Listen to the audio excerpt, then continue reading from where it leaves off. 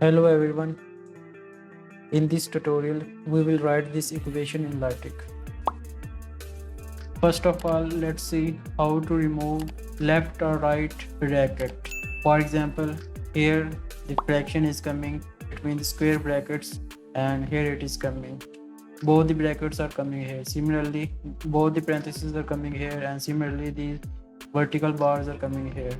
But if we want only the second square bracket, to remove the first square bracket, we just need to insert the dot in place of the left bracket command. So in this way, only the second bracket will appear and the first bracket will not appear. Similarly, to remove the second parenthesis, just add the dot after the right command. So in this way, only the first parenthesis is showing and the right parenthesis is not showing. Similarly, to hide the first vertical line, just insert the dot in place of the left vertical command.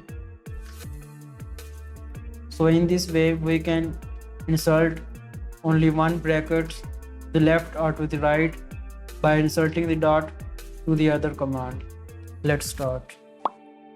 First of all, write the paragraph command, paragraph, and write the text.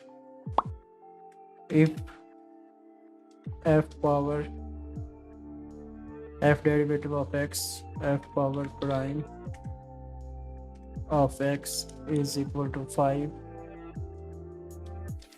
then write the equation in the displayed mode by writing $symbol d by d of x into 4 f of x plus x power 3 to the base x is equal to. So first of all, write the fraction command d by d of x brackets 4 f of x plus x power 3. The first part of the equation is coming here. To write the vertical bars, write the left and right vertical commands. The vertical bars are coming to the start and the end of the expression. The dot symbol removes vertical lines. To the base is equal to x is equal to 2. X is equal to 2 is coming to the base of the vertical line is equal to.